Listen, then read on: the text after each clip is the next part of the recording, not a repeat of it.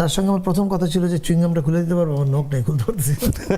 পরে আমাকে খেয়াল করা পুরো লাইভ খুলে দিয়েছে। কবিতা লিখে সব গার্লফ্রেন্ড ছুটে যায়, এর বেলায় আমি কোনো কবিতা লিখবো না যদি ছুটে যায়। আমি পুরা ব্ল্যাঙ্ক হয়ে গেলাম যে কি বলে, মানে 7 দিন শুটিং করার পর ফুটেজ সব হারাই গেছে। মানে অটোবায়োগ্রাফি ছবিতে যেটা আমরা দেখলাম সেখানে খুব প্রভাবশালী একজন মানুষের কাছে গিয়ে ফারুকী টিভিতে যে ছবি মুক্তি পাবে এটা কে সিনেমা হলে দেখতে যাবে? আমরা নিশ্চিত ছিলাম কেউ যাবে না। আলু খাচ্ছি আর তাকায় আছি কখন শো ভাঙবে, আদৌ কয়টা দর্শক আসে, 5টা হইলে আমরা খুশি হয়ে যাবো। এই অবস্থা। দেখেন, একজন ফিল্ম মেকারের জন্য সবচেয়ে বড় পানিশমেন্ট হচ্ছে সে যে কথাটা বলতে চায় তাকে সেই কথাটা বলতে না দেয়া। আমরা খুব এনজয় করছি আড্ডাটা, honestly. I mean soul searching interview.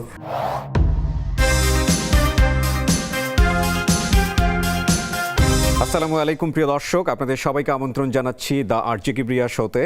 আর আজকে আমি খুবই আনন্দিত, এবং কতটা আনন্দিত এটা আসলে বলে প্রকাশ করা যাবে না রাইট নাও, কারণ আজকে আমার সঙ্গে যে দুজন মানুষ আছেন তাদেরকে পরিচয় করিয়ে দেওয়ার কোনো প্রয়োজন নেই, তারা স্ক্রিনে আসলে তাদের পরিচয় যথেষ্ট।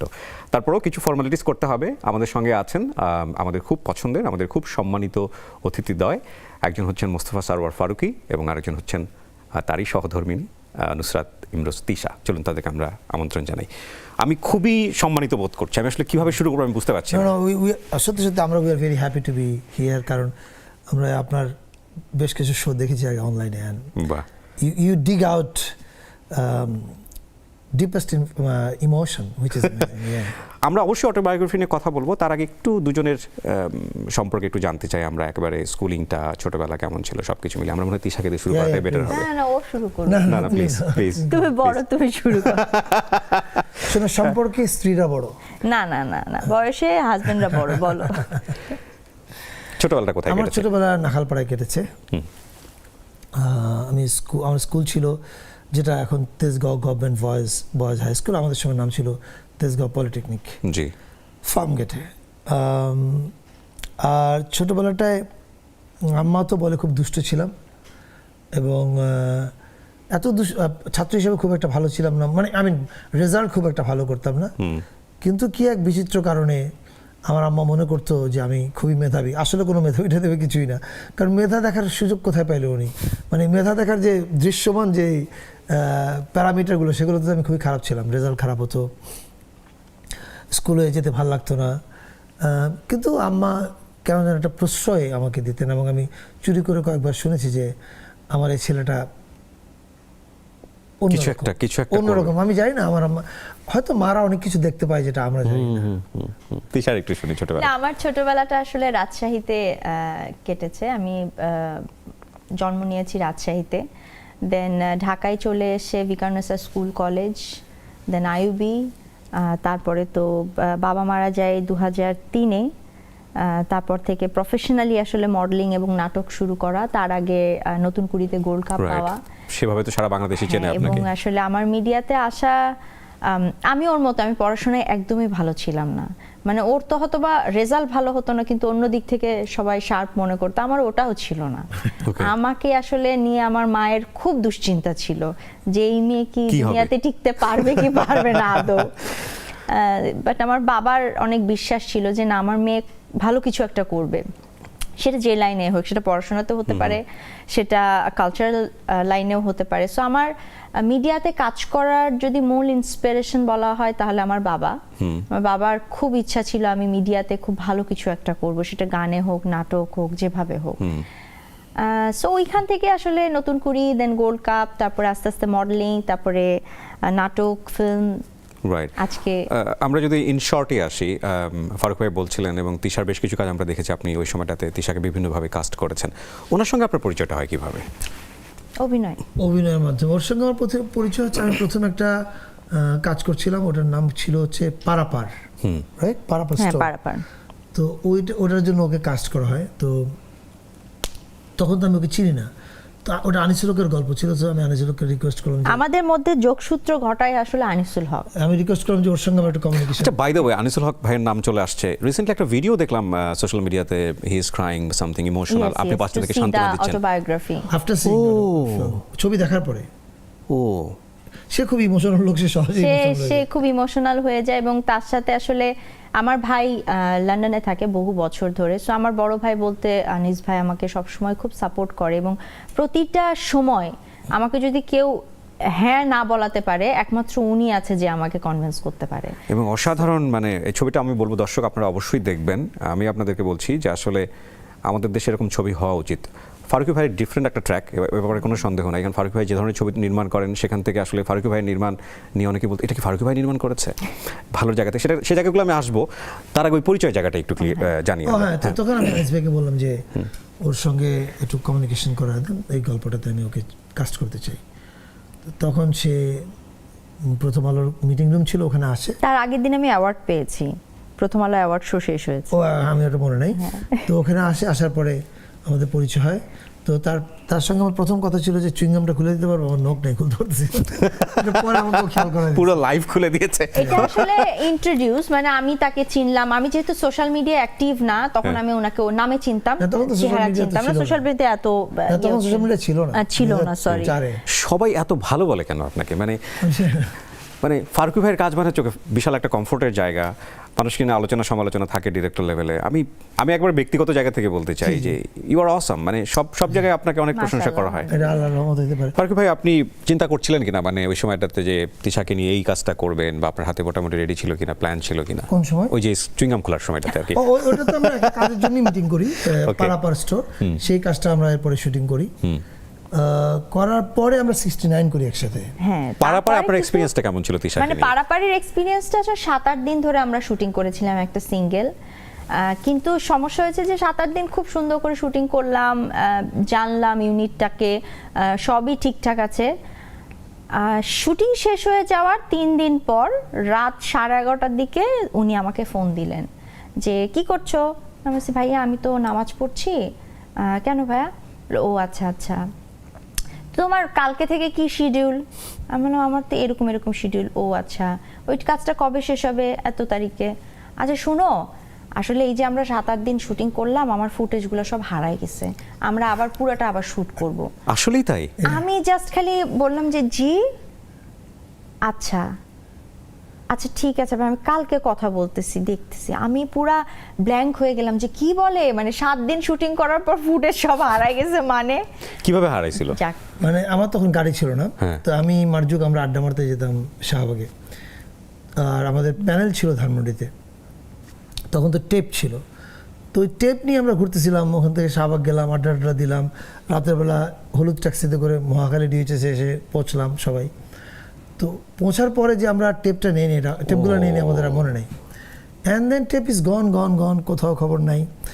পরে আমরা দৈনিক পত্রিকাতেও বোধহয় নিউজ করেছিলাম যে কেউ যদি পেয়ে থাকেন প্লিজ দেন, কারণ পুরো জিনিসটা আরেকবার করা খুবই টর্চারাস। বাট যিনি পেয়েছিলেন হি ওয়াজ ভেরি কাইন্ড। উনি সেকেন্ড ডেতেই বোধ হয়, আমরা যেদিন নিউজ করি তা ওই দিন সন্ধ্যায় আমরা একটা ফোন নাম্বার দিই, ওই নাম্বার উনি ফোন করেন। বাহ। ফোন করে বলেন যে ভাই আরে আপনাদের টেপ তো আমাদের কাছে, আমার কাছে আমি তো গত 2 দিন ধরে খুঁজতেছি যে এগুলো কীভাবে দিব আপনাদেরকে। অ্যান্ড পরে উনি নিজে মিরপুর ছিল, মিরপুর থেকে গাড়ি চালিয়ে মহাখালী ডিউচেস এসে আমাদেরকে টেপ দিয়ে যায়, পরে শুটিং করতে হয় না। আমি বেঁচে যাই। ওয়াও। আমি একটু ফ্ল্যাশব্যাকে যেতে চাই ফারুকী ভাই। মা বুঝতে পারতো যে আমার ছেলে কিছু একটা করবে, কিন্তু এই কিছু একটা যে এই জগৎটা হবে সেটা কি আপনি বুঝতে পারছিলেন? না, I had no idea. So আপনার শুরুটা হলো কিভাবে? আমি জীবন অনেক কিছু করার চেষ্টা করছি। আমি ফুটবলার হওয়ার চেষ্টা করছি, ক্রিকেটার হওয়ার চেষ্টা করছি, গোপনে কবিতা লিখছি, কিন্তু সাহস নাই বলে ছাপতে পারিনি। ফলে আই ট্রাইড মেনি থিংস। না, কবিতাগুলো তুমি বলো কার জন্য লিখেছো এবং ছাপতে হয়নি, কিন্তু পাঠিয়েছো তো। না, ওটা তুমি যার কথা বলছো তার আগেও লিখেছি। তার আগে তো তুমি তার জন্য লিখেছো, গার্লফ্রেন্ডের জন্য লিখেছো। গার্লফ্রেন্ডের জন্য তাই লিখেছি, লিখেছো হবে না কেন? কবিতা লিখেইছো গার্লফ্রেন্ডের পড়লে জন্য। আমি কবিতা লিখতাম। এখন কি বন্ধ হয়ে গেছে? না, আমার সাথে প্রেম করার পরে সে আর কবিতা লিখে না। সে মনে করছে যে কবিতা লিখে সব গার্লফ্রেন্ড ছুটে যায়, এর বেলায় আমি কোনো কবিতা লিখবো না, যদি ছুটে যায়। এখন লিখি, মাঝে মধ্যে কোনো ভাব আসলে লিখি, মানে সবসময় না। তো তখন কি বলছিলাম আমরা? না, আপনার ওই কবিতা লেখাও ট্রাই না, করেছেন আর কি, বিভিন্ন কিছু ট্রাই অনেক করেছেন। কিছু ট্রাই করার পর ফাইনালি আমি তখন ফিল্ম সোসাইটিতে ছবি দেখতে যেতাম, জার্মান কালচার সেন্টার এবং ইন্ডিয়ান হাই কমিশনে। তো ছবি দেখতে দেখতে মনে হতো এটা তো বোধহয় আমিও বানাতে পারবো, কিন্তু আমরা জানতাম না কীভাবে সম্ভব। ওই সময় টেলিভিশন আসলো, 21 টিভি। তো আমি ধার দেনা করে একটা প্রোডাকশন করলাম, করে ওটা সাবমিট করলাম ইটিভিতে, এবং ইটিভি রিজেক্ট করলো যথারীতি। ওকে। এবং রিজেক্ট করার পরে তো আমি আবার সে আমার পূর্বের জীবনে ফিরে গেলাম। আমি বুঝলাম যে ও কর্ম আমাদের দিয়ে হবার নয় বলে আমরা আমাদের শাহবাগের জীবন যাপন করছি। হঠাৎ একদিন একুশে টেলিভিশন থেকে ফোন আসলো যে আমাদের ম্যানেজমেন্ট, টপ ম্যানেজমেন্ট, আমাদের যে প্রোগ্রাম সিলেকশন কমিটি, তারা যে প্রোডাকশনগুলো রিজেক্ট করছে, কোন প্রোডাকশনগুলো রিজেক্ট করছে এটা একটা রিভিউ করেছে। সেই রিভিউ করে টপ ম্যানেজমেন্ট আপনার কাজটাকে নেওয়ার সিদ্ধান্ত নিয়েছে। ওকে। এবং তো আমাকে আসতে বললো। আমি গেলাম, ওখানকার ওদের প্রোগ্রাম টিমের সঙ্গে দেখা হলো। এরপরে ওদের যে এমডি ছিলেন ফরহাদ মাহমুদ সাহেব, এস মাহমুদ সাহেবের ছেলে, ওনার সঙ্গে দেখা হলো। তো দেখা হওয়ার পর উনি আমাকে একটা কথা বললেন যে শোনেন ফারুক ভাই, আমি আপনাকে ব্ল্যাঙ্ক চেক দিই। বলে আপনি আমাদের এখানে আরও কাজ করেন। আমি বললাম আমি তো কাজ করবো, কিন্তু আপনাদের এখানে তো স্ক্রিপ্ট আগে জমা দিতে হয়। আমার তো স্ক্রিপ্ট লিখতে ইচ্ছা করে না, আমি তো ওখানে ইম্প্রোভাইজ করতে চাই। কয় শোনেন, আপনি যে কোনো একটা স্ক্রিপ্ট লেখা যে নামে করতে চান ওই নামটা উপরে লাগায় জমা দিয়ে দেবেন, তারপর আপনি করতে থাকেন। So Farhad Mahmud actually gave me blank cheque. আমি কিন্তু কিছুই জানতাম না, how to shoot a scene, I had no idea. ওনার ব্ল্যাঙ্ক চেকের কারণে হয়তো আমি প্রচুর কাজ করার সুযোগ পেয়েছি, এবং প্রচুর ভুল করার সুযোগ পেয়েছি, এবং প্রচুর ভুলের মাধ্যমে শেখার সুযোগ পেয়েছি। অ্যান্ড যে কারণে এই ফরহাদ মাহমুদ এবং তার ফ্যামিলির প্রতি আমার ঋণের কোনো শেষ নাই। কেন তারা এটা করছেন আমি জানি না। এরপরে একুশে টেলিভিশন বন্ধ হয়ে যাওয়ার পরে আমি একটা সিরিজ করি। সিরিজের আগে আমি প্রথম ছবি করি ব্যাচেলর। সেই ছবি করার আগে আমি এবং আনিসুল হক যাই ফরিদুর সাগরের কাছে। তো গিয়ে টাকা চাইনি যে প্রডিউস করেন সেটা বলিনি, আমরা গিয়ে বলছি আমরা একটা ছবি করতেছি দুইজন। আনিস ভাই বললো আর কি, মূলত আমি তো কথাই বলার সাহস পাচ্ছি না। তো আনিস ভাই বললো আমরা একটা ছবি করছি, আপনাদের চ্যানেলে ছবিটার বিজ্ঞাপন বিনা পয়সা একটু চালা দিতে হবে, এটা দিবেন কিনা বলেন। তো সাগর ভাই শুনে বললে তা দিব, কিন্তু ছবি করতেছো টাকা পাইছো, টাকা কই পাইছো? তাই বললাম না, মানে ওই যে হাবিব খান সাহেব বলছে আমাকে 5 লাখ দিবে, এখনো পাইনি কোনো টাকা, হয়ে যাবে, আমরা চেষ্টা করবো। তো সাগর ভাই শুনলেন, শুনে ইন্টারকমটা নিয়ে কারে যেন ফোন দিলেন, দিয়ে বললেন যে শোনো, আমার বলো তোমার বাজেট কত? আমি বললাম 75 লাখ টাকা। ব্যাচেলর। হ্যাঁ। এত? পরে আরও বেশি খরচ হয়েছে। তো পরে উনি বললেন আচ্ছা, ফোনটা নিয়ে বললেন এই তুমি একটু নিচে আসো। তো একটা শুকনা লোক নিচে ঢুকলো, পরে জানলাম তার নাম হাসান। বললো শোনো হাসান, ফারুকিয়ার আনিসার ফারুকি একটা ছবি করতেছে, ব্যাচেলর নাম, এটা 75 লাখ টাকা বাজেট, আজকে 10 লাখ দিয়ে দাও, তারপরে শুটিং যখন শুরু হবে টাকা দিতে থাকো। আই ওয়াজ লাইক, মানে এর আগে আমি ধরেন 10 বছর ধরে ঘুরছি, কোথাও কিছু হচ্ছে না, এবং এটা হয়ে গেলো একদম ম্যাজিক্যাল। তখনই আমি বিশ্বাস করেছি, আমার আম্মাকে তো আমি সবসময় দার্শনিক বলি, আমার আম্মা ছিল ফিলোসফার। আমার আম্মা বলতো শোন বাবা, চেষ্টা করবি, কিন্তু আল্লাহ জানে তোর এটা কখন হইতে হবে, উনি এটা তখনই ঘটাবে। কিন্তু তুই যদি চেষ্টা না করিস তাহলে উনি যেটা তখন ঘটানোর কথা সেটাও তখন ঘটাবে না। তোকে শুধু চেষ্টা করে যেতে হবে, ফ্রাস্ট্রেট হওয়া যাবে না, মানে আল্লাহ জানে এটা কখন ঘটতে হবে। ট্রু। সো ব্যাচেলর তো পুরো বাংলাদেশকে একটা ভিন্ন জিনিস দেখালো। প্রথম কথা হচ্ছে আমি তখন ক্লাস 9 অথবা 10-এ পড়ি, আমার মনে আছে আমার বন্ধুরা মিলে সবাই মিলে দেখলাম ছবিটা। হ্যাঁ, এবং অভিনয় যে আসলে একদম বাস্তবের কাছাকাছি নিয়ে আসা যায়, অভিনয় যে আসলে শুধু অভিনয় না, সেখানে একটা ভিন্ন মাত্রা যোগ করা যায়। আপনি কি বুঝতে পারছিলেন যে কিছু একটা হতে যাচ্ছে আগে থেকে? না, তখন এর আগে যে টেলিভিশনে আমরা কাজ করছিলাম, চড়ুই ভাতি এবং অন্যান্য জিনিসগুলো, তখন আমরা বুঝতেছিলাম যে বাংলাদেশের ইয়াংরা এরা আসলে এই জিনিসটা দেখতে চায়, এই ধরনের জিনিস, রাইট? এটা ওয়ার্ল্ড সিনেমাতে আছে, ন্যাচারাল অ্যাক্টিং, ওয়ার্ল্ড সিনেমাতে এটা নতুন কিছু না, কিন্তু আমাদের এখানে সেটা ছিল না। তো চড়ুই ভাতি রিলিজ হওয়ার পরে আমি দেখলাম যে একটা অলমোস্ট কাল্ট ফ্যান ফলোয়িং তৈরি হয় কলেজ ইউনিভার্সিটি স্টুডেন্টদের মধ্যে, এবং তখন আমরা বুঝলাম যে এরাই আমাদের পাশে এসে দাঁড়াবে আমরা যদি সিনেমা করি, এবং তাই হয়। ব্যাচেলর কিন্তু প্রথম টিভিতে মুক্তি পায়, রাইট, এবং একই সাথে সিনেমা হলো। সো টিভিতে যে ছবি মুক্তি পাবে এটা কে সিনেমা হলে দেখতে যাবে? আমরা নিশ্চিত ছিলাম কেউ যাবে না। তো সন্ধ্যার দিকে আমি, মার্জুক আর টোকন ঠাকুর আমরা শাহবাগ থেকে একটা রিক্সা নিয়ে বললাম মার্জুক চলো দেখে আসি কোনো অডিয়েন্স আছে কিনা। তুমি অডিয়েন্স না দেখলে তোমার দুঃখ পায় না, অডিয়েন্স হবে না, কারণ দুপুরে টিভিতে দেখেছে, এটা কেউ দেখবে না। তারপর আমরা রিক্সা নিয়ে গেলাম, কিন্তু বলাকা হলের সামনে থামার সাহস পেলাম না। তো আমরা থামলাম বলাকার উল্টা দিকে নিউ মার্কেটের গেটে। ওখানে গিয়ে আলু খাচ্ছি আর তাকায় আছি কখন শো ভাঙবে, আদৌ কয়টা দর্শক আসে, 5টা হইলে আমরা খুশি হয়ে যাবো, এই অবস্থা। এবং শো ভাঙলো, ভাঙার পরে দেখলে ও মাই গড, স্রোতের মতো দর্শক বেরোচ্ছে। আমি মার্জুকের দিকে তাকাচ্ছি অলমোস্ট উইথ টিয়ারি আইস, টোকনের দিকে যাচ্ছি। আমি বলছি মার্জুক ঘটনা কি? পাবলিক তো যাচ্ছে দেখি হল ছবি দেখতে, এবং তাদের রিয়াকশন দেখলাম যে তারা খুব খুশি, উচ্ছ্বসিত অবস্থায় বেরোচ্ছে, এবং আরেকটা দল ঢোকার জন্য ধাক্কাধাক্কি করছে। আমি বললাম what is happening? It was beyond our expectation true. Honestly. দর্শক, অসাধারণ একটা সময় কাটাচ্ছি আমরা, এবং আমার মনে হয় যারা দেখছেন আমাদেরকে তারাও ঠিক এই সময়ের মধ্য দিয়ে যাচ্ছেন। ছোট্ট একটা বিরতির পর আমরা আবারও ফিরছি।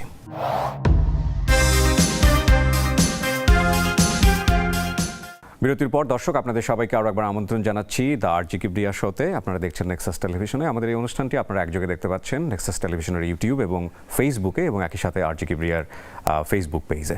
আমাদের সঙ্গে রয়েছেন ফারুকি এবং তিশা, তাদের কাছে আমরা আবারও ফিরছি। চমৎকার একটা জায়গায় আমরা ছিলাম, এবং আপনি বলছিলেন যে উনি অনেকভাবেই ব্লেসড। যখন আসলে কিছুই হওয়ার কথা না, তখন বেশ কিছু প্রভাবশালী মানুষের সান্নিধ্য সামহাও আপনাকে হেল্প করেছে। আবার একইভাবে আমরা যদি ডেফিনেটলি প্রভাবশালী in a good sense, definitely. আবার অটোবায়োগ্রাফি ছবিতে যেটা আমরা দেখলাম, সেখানে খুব প্রভাবশালী একজন মানুষের কাছে গিয়ে ফারুকি মানে খুবই আনওয়ান্টেড একটা সিচুয়েশন অ্যাকচুয়ালি। আমি আসলে ছবিতে কোনো স্পয়লার দিতে চাই না আজকের আড্ডাতে। এরকম ঘটনাও কি ঘটেছে জীবনে? হ্যাঁ, আমাকে এই প্রশ্নটা করেছিল, এটা আমি বলি সব জায়গায়, মুম্বাই ফেস্টিভ্যালে, যে এইটুকু হয়তো স্পয়লার দিতেই হবে কারণ অনেকেই লিখছে জি জি, যে আপনি কি কখনো জেলে গেছিলেন নাকি। তো তখন আমি তাকে উত্তর দিয়েছিলাম যে আমি তো এখনো জেলে আছি। দেখেন, একজন ফিল্ম মেকারের জন্য সবচেয়ে বড় পানিশমেন্ট হচ্ছে সে যে কথাটা বলতে চায় তাকে সে কথাটা বলতে না দেয়া। আমি মেড ইন বাংলাদেশ বানাই 2007 সালে, 6 সালে অ্যাকচুয়ালি। 2006-এ এই ছবিটা প্রায় 1 বছরের উপরে সেন্সর বোর্ডে আটকা ছিল। থার্ড পারসন সিঙ্গুলার আটকা ছিল প্রায় 8 মাসের উপরে। এরপর তো ক্রমাগত দেখতেই পাচ্ছি। শনিবার বিকেল তো আমরা জানি, আদৌ আমরা দেখতে পাবো কিনা? এটা কি মুক্তি পেয়েছে বোধহয়? সোনি লিভে মুক্তি পেয়েছে। ওকে। এখন এই যে বারবার যখন আমাকে এরকম অবস্থার ভিতর দিয়ে যেতে হয়, তখন কিন্তু আমি এরকম অপমানের মধ্যে পড়ি। তখন কিন্তু আমাকে এরকম প্রভাবশালী মানুষজনের কাছে যেতে হয়, গিয়ে অনেক ছোট হতে হয়। ওনারা অনেক কথা বলেন যে কথাগুলোতে মাটির সঙ্গে মিশে যায়, ধুলার সাথে মিশে যায়, এবং মিশে ওখান থেকে যখন বেরোয়ার পরে ভাবি যে আসলে আমার কেন এই কাজটা করা দরকার, কেন আমার ছবিটা বানানো দরকার, বা কেনই আমার ছোট হওয়া দরকার, কী কারণে আমাকে এটা হইতে হবে।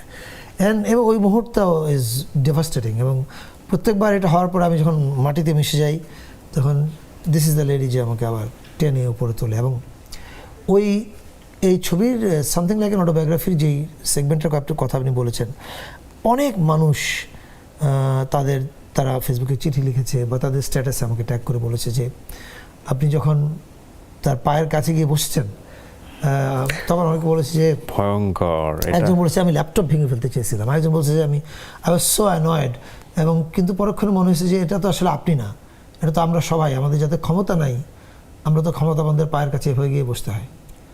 অ্যান্ড আই মিন, আপনি পরিচিতকে পরিচিত না, আপনি যদি ক্ষমতাবান না হন, কোথাও না কোথাও আপনাকে এই নিয়তি বরণ করতে হবে। ট্রু। আমি এই ফিল্ডটাতে অনেকক্ষণ ক্যারি করতে চাই, কারণ আমার মনে হয় যে কিছু মেসেজ আমাদের দর্শকদের যাওয়া উচিত, যে আসলে আপনার মতো নির্মাতারা কত ধরনের অবস্টাকল ফেস করেন একটা নির্মাণের ক্ষেত্রে। ডেফিনেটলি সেটা হওয়া উচিত না। তবে সেই রকম মুক্ত বিশ্বে আমরা আজকে বসবাস করি কিনা সেটা নিয়ে একটা বিতর্ক হতেই পারে। কিন্তু এই যে একটু আগে আপনি বলছিলেন যে তিশা আপনাকে টেনে তোলেন, মানে এই টেনে তোলার বিষয়টা নির্বাচন করলো কে সবার আগে জীবনে, যে না এই মানুষটাকে আমার দরকার আমার রেস্ট অফ দ্য লাইফ? কোনো ইন্টারেস্টিং স্টোরি আছে? না, ইন্টারেস্টিং স্টোরি মানে কি, এটা আসলে আমি যখন তার সাথে 69 শুরু করি, তখন আসলে কাজ শুরু করি, তখন তার ব্রেকআপ হচ্ছিল। তো ওই যে মানুষটা আসলে he is a very good person. এই মানুষটাকে আমি যাকে দেখছি, আমি কাজ করতে করতে একটা খুব ভালো বন্ডিংস হয়ে গেছে, এবং এই লোকটাকে আমি দেখছি যে একটা মানুষ তখনও খুব একটা বাজে সময়ের মধ্যে দিয়ে যাচ্ছিল। তো সেই বাজে সময়টা থেকে আসলে তাকে একটু রিলিফ দেওয়ার জন্য আমি কাঁধটা দিয়েছিলাম, যে একটু কাঁধে মাথা রেখে কাঁদলে যদি আপনি একটু শান্ত হন। তখন পর্যন্ত সে আমার ভাইয়াই বলে ডাকতাম। তো সাডেনলি আসলে ফ্রেন্ডশিপটা অনেক গভীর হয়, আমাদের মধ্যে শেয়ারিংগুলো অনেক বেশি হয়, যে কি হচ্ছে না হচ্ছে জীবনে, বা আমার কাজের জায়গায় সে অনেক হেল্প করে, আমাকে সাজেশন দেয়। যেহেতু আমার আসলে বাবা মারা যাওয়ার পর ভাই বিদেশে, সো আমার জন্য আমার গাইডলাইন দেওয়ার মতো তো কেউ ওরকম ছিল না। সো সবকিছু মিলিয়ে আমরা যখন নিখোঁজ সংবাদ করি, আর এর আগে আসলে চলছিল, ও বলছিল যে তোমার বড় বোন থাকলে আমি বিয়ে করতাম, আর আমার বলছি হ্যাঁ আমার বড় বোন থাকলে আপনাকে বিয়েই দিতাম, এই চলছিল। তো নিখোঁজ সংবাদ যখন করি সেদিন হঠাৎ করেই সে মেকআপ রুমে ঢুকে বলতেছে আমি চঞ্চল ভাই গল্প করতেছি, আমার মাটা সবাই ছিল, বলছে তিশা তোমার শট আসো। সো এইটা আসলে সবার চোখে লাগছে। আচ্ছা মোস্তফা সরোয়ার ফারুকী তো সবসময় আর্টিস্টদেরকে এডিরা এসে ডেকে নিয়ে যায়, হঠাৎ সে এসে ডেকে নিয়ে যাচ্ছে, ব্যাপারটা কিরকম? সো আমি জাস্ট একটা ছেঁড়া শাড়ি পরে আছি, একটা গ্রামের রাস্তা দিয়ে হাঁটছি, সে হাফ প্যান্ট পরে আছে, হঠাৎ করে সে বলে শোনো আগে অনেক প্রেম করছি, কোনো মেয়েকে দেখে বিয়ে করতে ইচ্ছা করে নাই, মনে হচ্ছে বিয়ে করলে টিকবে না, তোমাকে দেখে মনে হচ্ছে যে তোমাকে বিয়ে করলে আমার লাইফ সেট হয়ে যাবে, তোমাকে বিয়ে করলে আমি মানে তোমাকে বিয়ে করার আমার মনে হচ্ছে যে তোমাকে বিয়ে করা যায়। তো আমি অনেকক্ষণ তাকায়, আমি জাস্ট বললাম ওকে নো প্রবলেম। অনেকক্ষণ তাকানোর মধ্যেই কি আপনি মানে কি তাও আবার কি 5-6 সেকেন্ড আমি তাকে বললাম হ্যাঁ ঠিক আছে বিয়ে করব, সমস্যা সো আপনি প্ল্যান ছিলেন যে না ও যদি বিয়ে করতে চায়? আমি মেয়েদের তো একটা sixth sense তো খুব প্রখর হয় যতই বলি না কেন। সো আমি তো চিন্তা করছিলাম বা বুঝতে পারছিলাম যে আসলে বিষয়টা আসলে এই দিকেই যেতে পারে। হ্যাঁ, এন্ড আমার মধ্যেও তো পছন্দের জায়গাটা অনেক স্ট্রং ছিল। রাইট। তো উনি বলার পর আমি বললাম হ্যাঁ ঠিক আছে নো প্রবলেম, আমরা বিয়ে করব। এবার একটু অটোবায়োগ্রাফির মধ্যে ঢুকতে চাই। মানে আমার কাছে মনে হচ্ছে যে একটা বেস্ট সংসার, পুরো ছবিটা দেখার পরে মনে হচ্ছে একটা সংসার হলে এরকমই হওয়া উচিত যে আমি আমার হাজব্যান্ডকে কতটুকু চিনি, আমি আমার ওয়াইফকে কতটুকু চিনি। ছবির একটা মারাত্মক টুইস্ট হচ্ছে যখন গার্লফ্রেন্ডের টেক্সটটা আসলো। আমি ধারণা করছিলাম যে না আমি ডেফিনেটলি অত বড় স্পয়লার দিব না, বাট আমাকে ডিসকাশনে আসতে হবে যে কি হয় এরপরে, কিভাবে উনি অ্যাক্ট করবে, এবং ছবিটা নিশ্চয়ই এদিকেই গড়াবে। কিন্তু ছবিটাকে আপনি কোথা থেকে কোথায় কিভাবে টেনে নিয়ে গেলেন, এটা একটা ম্যাজিক আমি বলবো। তো আমি জানি না এটাকে টার্গেট করে পার্সোনাল লাইফে কোশ্চেন করাটা উচিত হবে কিনা। সাধারণত হয় কিনা এরকম যে গার্লফ্রেন্ডের টেক্সট চলে আসছে, ওয়াইফ দেখে সেটাকে মানে অ্যাভয়েড করে যাবে, এটা হওয়া উচিত কিনা, মানে এত ভালো হয় কিনা মেয়েরা, আমি জানি না। একজন মানুষ তো এক এক রকম, এক একটা সিচুয়েশন এক এক রকম হয়। ওই গল্পের ক্ষেত্রে যেটা হয়েছে যে তখন তো ও একটা নিজে একটা টার্বুলেন্ট পিরিয়ডের ভিতরে দিয়ে যাচ্ছে, এবং একটা গিল্টি ফিলিংস এর মধ্যেও আছে, একটা টার্বুলেন্ট পিরিয়ডের মধ্যে আছে, একটা সমাজের চাপিয়ে দেওয়া গিল্ট ওর মাথার উপরে আছে যে হয়তো আমি ক্যারিয়ারের জন্য কাজ করেছি এত বছর, ক্যারিয়ারের জন্য বাচ্চা নেইনি, এখন যদি এই মানুষটার বাচ্চা না হয় তাহলে everybody will point finger at me. So এই যে একটা টার্বুলেন্ট গিল্টের ভিতর দেশে যাচ্ছে, ওই সময় এই জিনিসটা ওকে আরও আনসেটেল করে দেয় ফর শিওর। কিন্তু আমরা গল্প লেখার সময় মনে হয়েছে যে এই সময়টা ওই সময় না যেখানে ও এটা নিয়ে কোয়েশ্চেন করবে, বিকজ ওর অন্য আরও মেজর জিনিস ডিল করছে, আরও মেজর ক্রাইসিস তাকে ডিল করতে হচ্ছে, এবং মেজর ক্রাইসিসটা হচ্ছে বেবি হবে না। ফলে ও জিনিসটা নোট করে কিন্তু অন্য ক্রাইসিসের কারণে সে এটাতে ওই সময় আর অ্যাড্রেস করে না।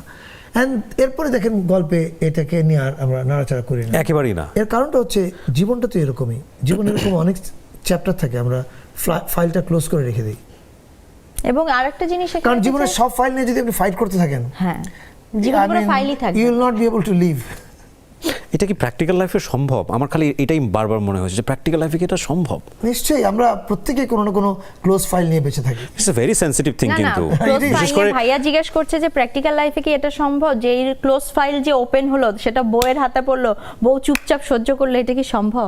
মেয়েরা কি এরকম হয়? না, আমি বলছি এক একজন মানুষ এক এক রকম হতে পারে। ওই সিচুয়েশনে যেই সিচুয়েশনে সে জিনিসটা দেখেছে, সেই সিচুয়েশনে তার আরো মেজর প্রবলেম আছে ডিল করার জন্য। এটা হচ্ছে গল্পের মধ্যে।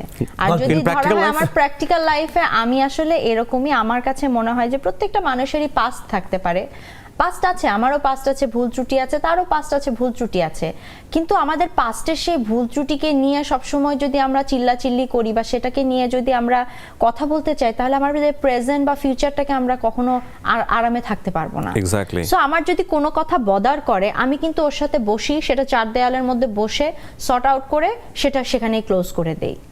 হ্যাঁ, কিন্তু আমি যে ওর গার্লফ্রেন্ডদের নিয়ে বিভিন্ন জায়গায় মাঝে মাঝে ওর লেগ ফুল করি, এটা আমার আনন্দের জন্য, এটা আমার ভালো লাগে, এটা আমাদের ভালোবাসার একটা ছোট। এই যে সারপ্রাইজিং যে নিউজটা আপনি দিলেন, আপনাদের বেবি আসলো, এটা কি এভাবেই হয়েছিল? হ্যাঁ, সে আমাকে সারপ্রাইজ দিয়েছিল, ঠিক এইভাবে না, but that was also surprise. Okay okay. আমার বুঝতেই দেয়নি সে, আই ওয়াজ কমপ্লিটলি হোয়াট। আমি আবার যে কোনো সিচুয়েশনে, আনন্দ হোক দুঃখ হোক, আমি খুবই মানে নিজেকে কন্ট্রোল করতে পারি। আর সে খুব ড্রামা করে আপনার তো ধরার কথা। আমার না, আমি সারা জীবন আমার বার্থডেতে সে সারপ্রাইজ দিবে এমন ড্রামা করেছে। যেমন দ্য বিগেস্ট ড্রামা হচ্ছে, এক বার্থডেতে আমি কক্সবাজার গেছি, কিরে রাত 12টায় ফোন নাই, কি ব্যাপার, বার্থডে চলে যাচ্ছে, 12টা 10-এর দিকে ফোন দিছে, হ্যালো, আমি হ্যাঁ কী খবর, আমি ভাবছিলাম 12টা কেক নিয়ে চলে আসবে ঢাকা থেকে, আসে নাই। না, এখানে একটা ছোট্ট আমি মজা শেষ আছে। করি তো, তারপরে ফোন দিল, আমি বললো হ্যাপি বার্থডে। আমি ওকে গুড, কী করতেছো? আমি বোঝার চেষ্টা করছি ও কি আসতেছে না আসতেছে না, ও তো ঢাকাতেই বাসায় আছে, পুরো বুঝতে পারছি আমি ভেরি ডিসহার্টেন্ড।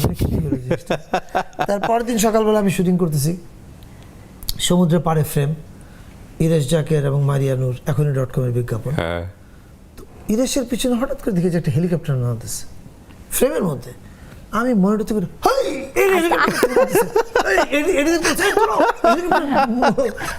এখান থেকে দূরে আছে। সবাই জানে এক্সেপ্ট ইউ। না না, সবাই জানে এক্সেপ্ট ইউ, এভরিওয়ান কিন্তু নোস ওরা অভিনয় অ্যাবাউট। করতেছে। ওরা তো গেছে কেক টেক নামানোর জন্য, আচ্ছা, প্লেন করতে। ওরা হচ্ছে হেলিকপ্টারের দিকে। আমি বলছি সরতে বলো, ফ্রেমে ঢুকে গেছে। রাইট, আমি দেখি যে কি সরতেছে নাই, হেলিকপ্টার এসে ঠিক ইরেশের পিছনে নামলাম। বলো হোয়াট ইজ দিস? কিছুক্ষণ পর দেখছি হেলিকপ্টারের ভিতর থেকে একটা সবুজ এবং হলুদ একটা টপস পরা একটা মেয়ে নামছে, যে মেয়েটাকে আমি চিনি মনে হইলো। কে এটা? একটু পরে দেখি যে তিশা নেমে আসতেছে what the hell with cake and everything. না, আমার অসাধারণ, কাছে মনে হয় যে আমি ওর অসাধারণ। প্রত্যেকটা বার্থডেতেই সারপ্রাইজ দেওয়ার চেষ্টা করি, এবং এটা হচ্ছে কি ওর এখন ইউজ টু হয়ে গেছে। আরে বার্থডে, ও তো সারপ্রাইজ দিবে, আমি জানি আমি wait করি, এবার কি surprise দিবে? কি সারপ্রাইজ দিবে। কিন্তু আপনি রেডি ছিলেন মানে এটা নিয়ে ছবি বানানোর জন্য, নাকি রেদওয়ান রনি আপনাদের যারা গ্রুপ আছে যারা সামহাও আপনাকে ইন্সপায়ার করেছে? No, ছবিটা বানানোর সিদ্ধান্ত আসলে আমাদের প্রথম হয় হচ্ছে কোভিডের পরপর। কোভিডের পরপর আমরা বেবি নেওয়ার ট্রাই করছিলাম, ওই প্রথম, আমরা এর আগে কখনো ট্রাই করিনি। এবং কিছুদিন ট্রাই করার পর আমি মুম্বাই চলে যাই। না, যখন একটা ভুল ট্রিটমেন্টের কারণে আমরা জানতে পারি যে তিশার পক্ষে কনসিভ করা সম্ভব না। এবং ওই রাতটা ছিল আমাদের জন্য সবচেয়ে, আমার জীবনে সবচেয়ে ভয়ঙ্কর রাত। কারণ ভয়ঙ্কর রাত এই জন্য না যে আমি বাবা হতে পারবো না, বাবা হতে পারবো কি পারবো না এটা নিয়ে আমার কোনো ভ্রুক্ষেপ ছিল না।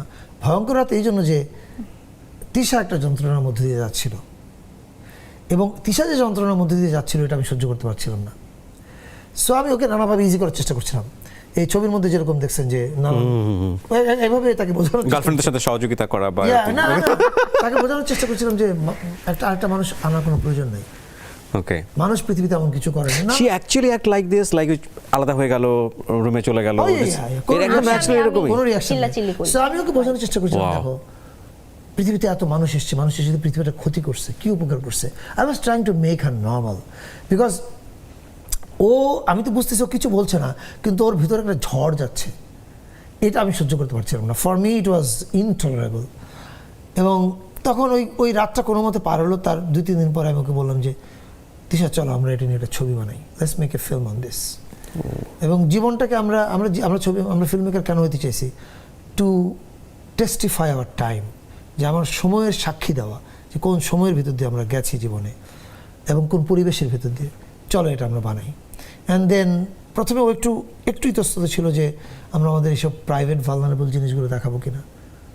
Finally I could convince her and she join me. আমরা দুজন মিলেই পুরো আইডিয়াটা, গল্পটা লেখা শুরু করি। এবং গল্পটা যখন লিখতে শুরু করি, এটা কোভিডের সময়, তখন কিন্তু আমরা জানি না কোথায় বানাবো, কী করবো, কিছু জানি না। এবং গল্প চলতে চলতে আমাদের জীবনও তো পরিবর্তন হচ্ছে। তিশার মা হওয়ার কোনো সম্ভাবনা নাই, সেখান থেকে আচমকা একদিন জানা গেল যে কনসিভ করেছে। এটা পুরোটাই is blessings of Allah, right? And ওইটা যখন কনসিভ করলো, ওইটা আবার আমাদের গল্পে ঢুকে গেল। ফলে এরপরে যা দেখেছেন আপনি আমাদের লাইফে যা ঘটছে, ওটাই কোনো না কোনো ফর্মে আমরা গল্পের মধ্যে এনেছি।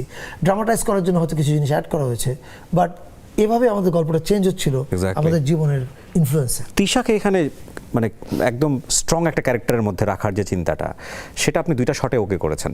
যে প্রথমেই সে কিন্তু ওই হেল্পটাও নেয়নি যে আমি মা, সুতরাং তুমি আমাকে হেল্পটা করো, আমি প্রেগন্যান্ট, সেটাও নেয়নি। সেকেন্ডলি সেটা দেখালো, বা ওইভাবে দেখাতে হবে এই ইন্টেনশন নিয়েও দেখায়নি, নর্মাল ডিসকাশনে গেছে। এবং এটার মধ্যে দিয়ে পুরো মেসেজটাকে বের করে নিয়ে আসা। এবং সেও হয়তো মানবিক জায়গা থেকে চিন্তা করেছে যে ফাইন, আর কোনো অপশন নাই, আর কোনো অপশন করতে হবে তখন। Right, very interesting. জীবন খুবই জটিল তো। আমরা একটা বিরতি নিই, বিরতির পর ফিরে এসে আমরা আরো কথা বলবো। দর্শক, ছোট্ট একটা বিরতি নিচ্ছি, একটু পরে আবারও ফিরবো।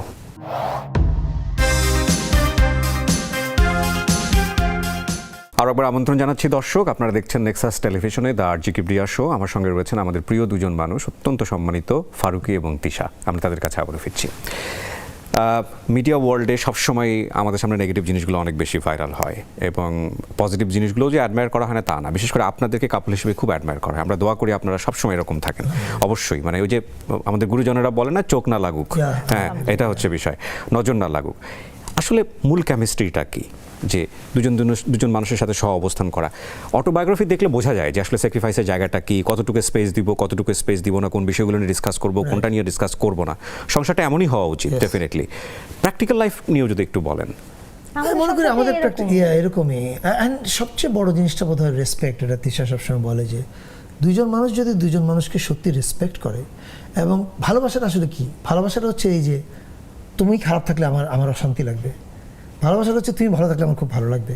সো আমি যদি ওরটা ভাবি, ও যদি আমারটা ভাবে, তাহলে তো আমি আমারটা ভাবা লাগছে না, ওরও ওরটা ভাবা লাগছে না। এক্স্যাক্টলি। এবং যখন আপনি দেখবেন যে আপনারটা আরেকজন ভাবছে, পৃথিবীতে এর চেয়ে সুন্দর কোনো টি-শার্টটা বোধহয় আমরা কিছুটা জানি, বিশেষ করে ফিল্ম সাইন করেও ফিল্ম না করা, এটা তো হয়েছে আপনার জীবনে, এটা সেটা নিয়ে লেখালেখিও হয়েছে। আমি যখন আড্ডা দিব ঠিক তার আগ মুহূর্তে জানলাম সোশ্যাল মিডিয়াতে আপনি পুরোপুরি একেবারে ইনঅ্যাক্টিভ, জানি না ওখানে। একটা পেজ আছে, কিন্তু আমার পেজ আছে, সবাই আমাকে দেখতে পারবে বা আমার কাজ সম্পর্কে জানতে পারবে, বাট আমি কে কি করছে, আশেপাশে কি হচ্ছে না হচ্ছে এই সম্পর্কে আমি প্রোফাইল মেইনটেইন করি না। রাইট। আপনি আপনার বাচ্চাকে মা হিসেবে যে টাইমটা দিচ্ছেন, ডেফিনেটলি সেটা নিয়ে তো কোনো আলোচনা সমালোচনার কোনো সুযোগই নাই, বিকজ কিন্তু একটা জিনিস দর্শকদের জায়গা থেকেও তো আসে যে এই কারণেই কি আপনি মিডিয়া থেকে লম্বা একটা সময় দূরে ছিলেন বা আছেন, মানে কাজ খুব কম করছেন? হ্যাঁ, বাচ্চা বেসিক্যালি এই কারণেই আছেন, মানে থাকতেও পারছি, এটাও একটা ইস্যু। কিন্তু যেহেতু আমি প্রোফাইল মেনটেন করছি না, কে কি করছে দেখছি না, সো ওই জায়গা থেকে আমার জন্য মিডিয়া থেকে 2 বছর 3 বছর ব্রেক নিয়ে দূরে থাকা কিন্তু খুব একটা বেশি সমস্যা হয় নাই। আমার বাবা মারা গেছে 2003-এ। তখন থেকে কিন্তু আমি আসলে আমার পড়াশোনা, আমার বিয়ে, আমার লাইফ, আমার সব কিছু গোছানো, আমার মাকে সামলানো, সব কিছু আমি একাই করেছি। এবং আমি যখন ব্রেক নিলাম তখন আমার মা বা সরার কিন্তু ভয় পেয়ে গেছিল যে ক্লাস 9 থেকে একটা মেয়ে এত কাজ করে আসছে, সে কি 3 বছর 4 বছরের একটা ব্রেক নিতে পারবে, বাসায় বসে থেকে সবকিছু কন্ট্রোল করতে পারবে? বাট আমার কাছে মনে হয়েছে আমি আমার চরিত্রের মধ্যে এই বৈশিষ্ট্য আছে যে আমি কোনটাকে ইম্পর্টেন্স দিব আগে, কোনটা আমার ফার্স্ট প্রায়োরিটি, এই জিনিসটা আমি বুঝি। সো আমার কাছে যখন মনে হয়েছে I can take the responsibility of a child, সেই সময় কিন্তু আমি সরারকে বলছি যে সরার, লেটস টেক আ বেবি। এবং আমি অনেক লাকি যে I have such a wonderful family এবং হাজব্যান্ড যারা আমাকে সবসময় সব সিদ্ধান্তে সাপোর্ট করে আসছে। সো বাচ্চা হওয়ার পরে আমার কাছে মনে হয়েছে না, আমি এখনো কোনো কাজ নেওয়ার আগে আমি কিন্তু 25 বার চিন্তা করি যে না, আমি আমার বাচ্চাকে 5-7 দিন আমাকে ছাড়া থাকা, বা আমি এই যে সকালে যাব রাতে আসব, এই গ্যাপটা, বিকজ এই টাইমটা আমার জীবনে আর আসবে না। কাজ আমার জীবনে আসবে, আমি আজকে থেকে যদি 1 বছর পরও কাজ করি, সেই কাজটা আমি করতে পারবো, আসবে। কিন্তু আমার এই বাচ্চার সময়টা বা আমার এই লাইফটা যদি চলে যায়, আমি আর আসলে আনতে পারবো না। বা আমি আমার এই যে আমি রাতে বাসায় যেও চিন্তা করি সরার রাতে এসে কি খাবে, আচ্ছা এটা খাবে কি ওটা খাবে, এই সময়টা কিন্তু আসবে না, বা এই চিন্তার জায়গাটা কিন্তু আসবে না। সো আমার জন্য আসলে ওইটা অনেক ইম্পর্টেন্ট। আমি সবসময় আমার ফ্যামিলিকে ফার্স্ট প্রায়োরিটি দিয়েছি। সারাদিন কাজ করে এসে সোশ্যাল মিডিয়া আমার জন্য ইম্পর্টেন্ট না, বা ফেসবুক আমার জন্য ইম্পর্টেন্ট না। আমার ইম্পর্টেন্ট আমার মা কি করছে, ভাই কি করছে, আমার ফ্রিজে কি কি খাবার আছে, সরার এসে কি খাবে, বা আমার বাসায় যে হেল্পিং হ্যান্ডস গুলো আছে তারা সারাদিন কি করছে, সেইটা আমার এনজয় করি। Oh yeah, of course. Definitely you are. Of course, আমি সবসময় বলি এটা, I'm blessed. এবং আমি এত ব্যস্ততার মধ্যেও আমার শ্বশুর বাড়ি বলেন বা আমার বাবার বাড়ি বলেন, আমি কোনোদিন কোনো অনুষ্ঠান মিস দেইনি। কেউ বলতে পারবে না যে ভাবি এত ব্যস্ত, এবং আমি ওকে কখনো এক্সপেক্ট করি না যে ও সব প্রোগ্রাম অ্যাটেন্ড করবে। অসংখ্য প্রোগ্রাম আছে, ও জীবনে অ্যাটেন্ডই করিনি ওর ফ্যামিলি প্রোগ্রাম। ইভেন এমন আছে, আমার দেবরের বিয়ে হচ্ছে, ও বাসায় যে বলে কি আজকে কি হচ্ছে এখানে, আমি বলছি কাউসার অস্ট্রেলিয়া থেকে আসছে, ওর বিয়ে হচ্ছে, জাস্ট বসো, এখন বিয়ে হবে। বলে কাউসার কবে আসছে, আমি সব পরে বলবো, বসো, আই অ্যারেঞ্জ এভরিথিং। সো আমার জন্য আসলে এই লাইফটা অনেক ইম্পর্টেন্ট। এবং আমার শ্বশুর শাশুড়ির সাথে এই কাজগুলো সে করতো যখন ও 28 দিন শুটিং করতো মাসে, মানে প্রতিদিন শুটিং করছে। তার মধ্যে ওর একটা she is a super woman, oh I mean she can organise things like anything. এবং আমার শ্বশুর শাশুড়ির সাথে আমার সম্পর্ক আসলে মানে এত ভালো ছিল, মানে আমরা একেবারে ফ্রেন্ডের মতো ছিলাম আলহামদুলিল্লাহ। আলহামদুলিল্লাহ। সো আমার শ্বশুর বা শাশুড়ি আমাকে ফোন দিতে, আচ্ছা আমি এই দিনে মিলাদ পড়াতে চাই, ওই দিন মিলাদ পড়াতে চাই, তুমি কখন আসতে পারবা, এই আসতে পারবা। সো আমি কিন্তু শুটিং এর ফাঁকে হলে আচ্ছা ঠিক আছে আমার মিলাদে যেতে হবে, 1 ঘন্টা 2 ঘন্টার একটা গ্যাপ নিয়ে আমাকে যে মিলাদটা অ্যাটেন্ড করে আসতে হবে বা যে অনুষ্ঠানটা অ্যাটেন্ড করে আসতে হবে, এবং আমি সেটাই করেছি কিন্তু, বিকজ আমার কাছে ফার্স্ট প্রায়োরিটি সবসময় আমার ফ্যামিলি, বাহ। দেন মাই ক্যারিয়ার। সুন্দর একটা মেসেজ রেখেছেন লাস্টের ছবিতে গিয়ে, যেটা তিশা আপনাকে আপনি বলছিলেন যে এটুকু থাকবে না, তিশা বলছিল যে না এটুকু থাকুক। হ্যাঁ। হয়তো আপনাদের ব্যক্তিগত জীবনে এটা এরকমই ছিল যে ও এরকমই বলছিল ছিল। যে না আমাদের তিশা discussion না ছিল। রাখি, আমি বলছি নো নো এটা রাখো, এটা রাখো। কিন্তু এখানে দুইটা বিষয় আমার মাথায় এসেছে ছবিটা দেখার পরে। যে ব্যক্তিটা বলছেন উনি কি সচেতন বলার ক্ষেত্রে? এক, ওনার জায়গাটা কি এই ধরনের মেসেজ দিয়ে চেঞ্জ করা সম্ভব? কারণ উনি তো মনেই করছেন যে এটাই বোধহয় স্বাভাবিক। এই ধরনের মেসেজ দিয়েই আসলে আমাদেরকে মেসেজের উদ্দেশ্য হচ্ছে অ্যাওয়ার করা যে এটা কতটা খারাপ, ঠিক না, এবং এটা কতটা হার্ট ব্রেকিং। ডেফিনেটলি। একটা বাচ্চা 30 সেকেন্ড হয়েছে মাত্র পৃথিবীতে এসছে, তখনই যদি তাকে আমরা এইভাবে ওয়েলকাম স্বাগত করি, জানাই। এর চেয়ে দুঃখের এবং বেদনার কিছু নাই। এখন যিনি বলেছেন রেসিজম জিনিসটা এরকমই, যে রেসিস্ট আচরণ করে সে হয়তো জানেও না যে সে রেসিস্ট আচরণ করছে। এক্স্যাক্টলি। রেসিজম মাথার মধ্যে ঢুকিয়ে দেওয়া হয় যে এটাই স্বাভাবিক, আর ওই যে স্বাভাবিক হিসেবে যেটা মাথায় ঢুকিয়ে দেওয়া হয়েছে ওটাকে প্রশ্ন করার কাজই হচ্ছে আর্টের, যে কাজটা আমরা লাস্ট সিনের মাধ্যমে করেছি। রাইট। শুরু থেকে শেষ What পর্যন্ত about কিন্তু Siman? প্রচুর সরি হোয়াট অ্যাবাউট সিমেন?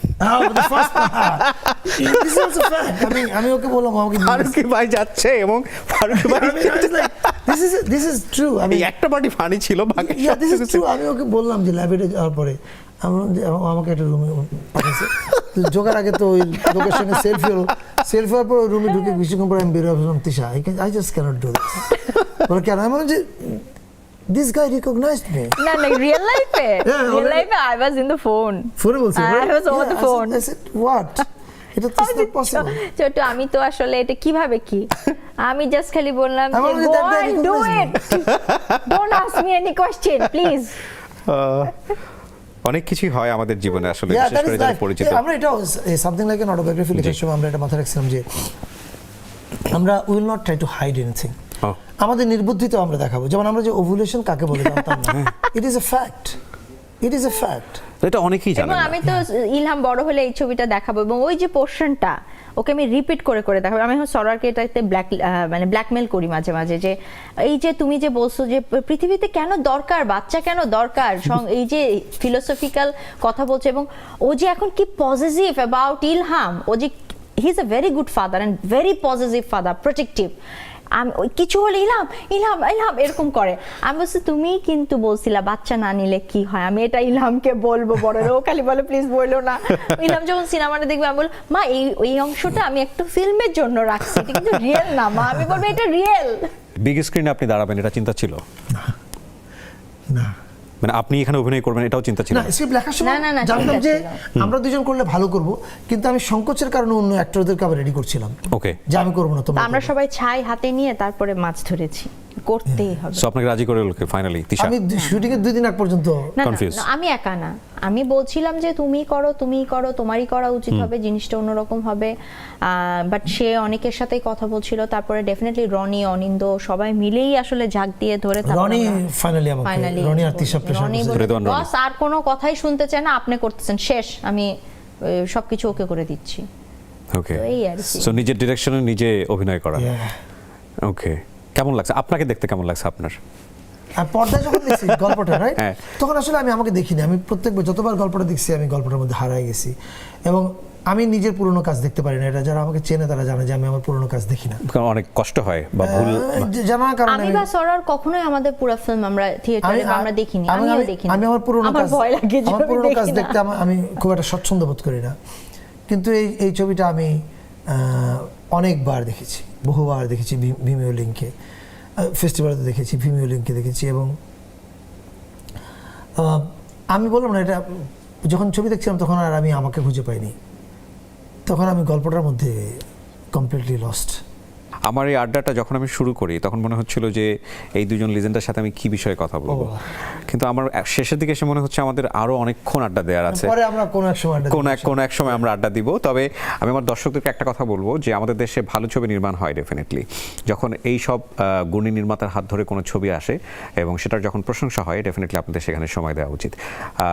আপনারা দেখবেন এই ছবিটা খুব বেশি লেন্থের ছবি না, আমার যতদূর মনে পড়ে 82 মিনিটসের ছবি, কিন্তু এই 82 মিনিটে আপনি অন্যরকম একটা ফ্লোর মধ্যে থাকবেন। ডেফিনেটলি আপনি গেস করতে পারবেন না কোথা থেকে আপনি কোথায় যাচ্ছেন, সেটা আমার ক্ষেত্রে হয়েছে। এবং ফারুক ভাইয়ের নির্মাণ অসাধারণ নির্মাণ, এই ব্যাপারে কোনো সন্দেহ নাই। আমরা অবশ্যই ছবিটা দেখব এবং দুজনকে বিশেষভাবে ধন্যবাদ জানাতে চাই। আমার মনে হয় যে খুব শান্তিময় একটা সময় কাটিয়েছে।